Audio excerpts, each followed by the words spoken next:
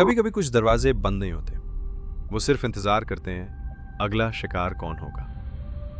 ये कहानी है साक्षी की, एक पढ़ने लिखने वाली समझदार लड़की जो अपने मास्टर्स की पढ़ाई के लिए देहरादून आई थी।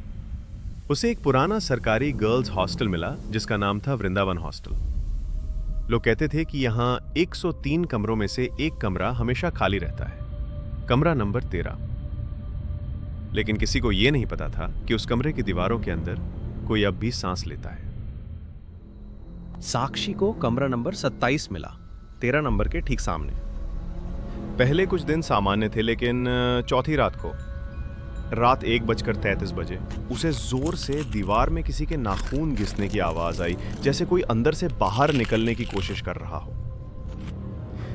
जब उसने रूम की लाइट जलाई तो उसकी दीवार पर खून से लिखा था, मुझे आजाद करो। हॉस्टल की मैट्रन विमला आंटी ने जब साक्षी को वो दीवार साफ करते देखा तो डर गईं और बोली, बेटा उस कमरे के पास मत जाया कर, वहां किसी ने खुद को फांसी लगा ली थी। लेकिन उसकी आत्मा कभी मुक्ति नहीं पा सकी। 20 साल पहले कमरा 13 में एक लड़की थी, कविता राणा, जिसे हॉस्टल की दूसरी लड़कियों ने ब्लैक मैजिक की अफवाहों में फंसाकर परेशान किया। एक रात कविता ने उसी कमरे में फांसी लगा ली। उसके जाने के बाद कमरा हमेशा के लिए सील कर दिया गया। लेकिन आत्माएं दीवारों से भी निकल सकती हैं। अगले दिन साक्षी की रूममेट पायल अचानक गायब हो गई। उसके बिस्तर पर बस एक पुरानी साड़ी और बालों का गुच्छा मिला। साक्षी ने सीसीटीवी देखा।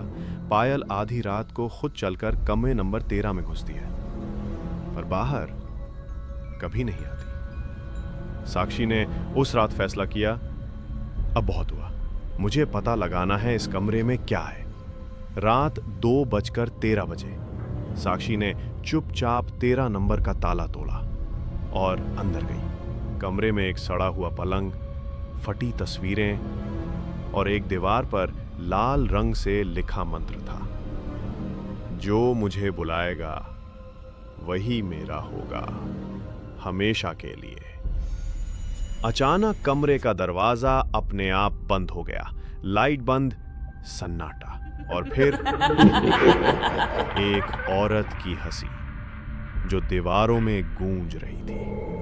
साक्षी की आंखों के सामने कविता की आत्मा प्रकट हुई। लंबी जीभ, टेढ़ा चेहरा, उल्टे पांव और खून से भरी आंखें। सुबह होने पर पुलिस आई। साक्षी को कहीं नहीं पाया गया, लेकिन सीसीटीवी फुटेज में एक भयानक दृश्य रिकॉर्ड हुआ।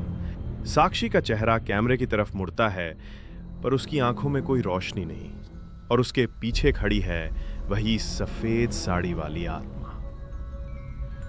कमरा 13 अब फिर से बंद है, लेकिन कोई रात को 2:13 अगर उस हॉस्टल में हो तो वो दरवाजा अब भी खुद खुलता है।